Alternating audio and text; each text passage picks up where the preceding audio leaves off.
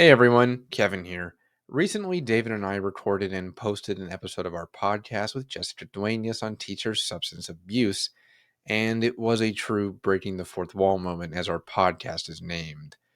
The three of us went really in depth about the effects that it can have on you personally and professionally, career wise, because there is this gray area of education that most people would like to believe doesn't exist. And it is definitely one you don't hear about unless it reaches the news, which is happening with an alarming regularity now. So, what I wanted to talk about today in relation to that topic, though, is why are teachers so at risk for substance abuse and addiction in the first place? To be clear, when I talk about this, addiction can happen to people in any career and often for the same reason, so these can easily apply elsewhere too. But the root of it all in teaching is that it's a pretty thankless job and one that has come under increasing levels of scrutiny and accountability in the last few decades. Educators are unfathomably stressed and burned out now. So many of us have lost our passion for the classroom and no longer feel a calling to teach our youth anymore. Even during distance learning, when we had that brief moment of appreciation, it was insanely short lived. And that actually leads me into my first point. The COVID-19 pandemic shattered what was left of the public school system and served to finally awaken so many teachers on the need to leave the profession. But at the same time, many found refuge instead in alcohol and other substances to combat the isolation and overwhelming lack of social supports. That didn't end after we returned to in person instruction either, and so many continue to seek ways to make it through the day. Because, number two, teaching is one of, if not the most stressful job in the world. We are responsible for sometimes hundreds of students every day, and those kids are becoming increasingly violent every year. I mean, heck, while I'm recording this, one of the districts about an hour away from me just had a few teenagers stab someone on campus. Plus, add on top of all of the grading, lesson planning, emails, phone calls, before and after school duties, IEP staff meetings, professional development conferences, and the fact that we don't even have the ability to go to the bathroom most of the day, you start to put into focus why educators are living on this knife's edge from total mental, emotional, and physical collapse. And that's only made worse by the fact that we can't turn off at the end of the day. So many educators come home and drink to numb themselves from all of the primary and secondary trauma they are constantly taking in. I can guarantee we all know a teacher or coworker who battled addiction caused by work-related trauma too. Jessica was the Kentucky State Teacher of the Year while drinking a fifth of liquor a day, and David became a heavy marijuana user toward the end just to sort of keep him from complete breakdown. Now, I never battled addiction as I have always been a teetotaler, but I had my own mental anguish and struggles and was actually encouraged to drink by so many teachers.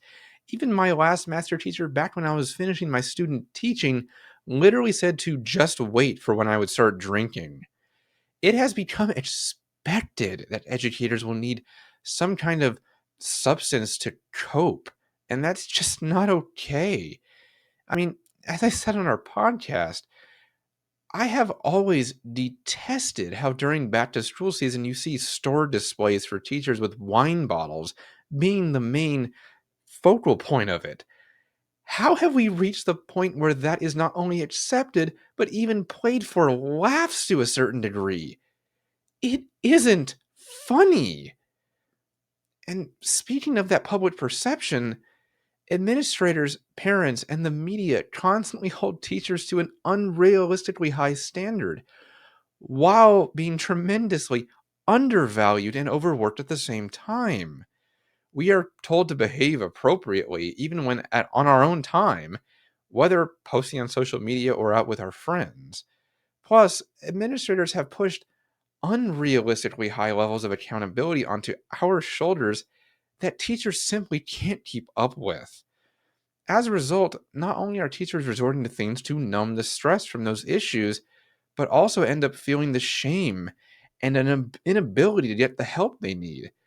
Jessica struggled with this herself in the last couple of years of her career and ended up having to seek treatment privately because she didn't want anyone to know that she was struggling. So many teachers are afraid to take FMLA because then they might get found out for it, only worsening the depression and stress when there is fear of social and professional repercussions to their addiction. In the end, it makes teachers feel that their mental health issues are rooted in their own failings. And overall, combine this with the lack of pay, benefits, constantly shifting policies governing what and how to teach, draconian evaluation practices, not being able to teach the way we came into the profession to, and never having enough of a budget, you have an environment verging on collapse. And considering that some districts are beginning to transfer to a system that pays teachers based on test scores, you can see how the way this profession functions sets up many educators for addiction just to manage the critical levels of stress. To put a point on it, though, teachers are simultaneously underappreciated and held to an unattainable standard. We aren't perfect, but we're somehow expected to be.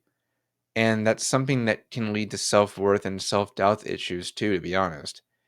This is why, as I said at the beginning, we are seeing so many teachers coming to school drunk or on some kind of substance and it hitting the news. I think I've read at least a dozen of those articles in just the last few months.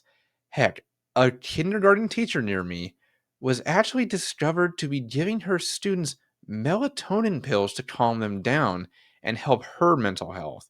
Now, that is completely inexcusable, obviously, and that goes without saying. But look at that differently. It is a massive length that some teachers are going to with medications and alcohol to cope with the environment our society has created, and everyone's to blame here. Educators suffering from addiction ultimately need support and not ridicule. If you are battling this right now, I highly recommend you reaching out to Jessica Dueñas via her website, www.bottomlesstosober.com, for instance. I'll link it below too. She is fantastic and a great resource if you're struggling with these things. And as always, I am also here to help too, should you ever need it. Just remember, you're not alone. Don't forget that. See you next time.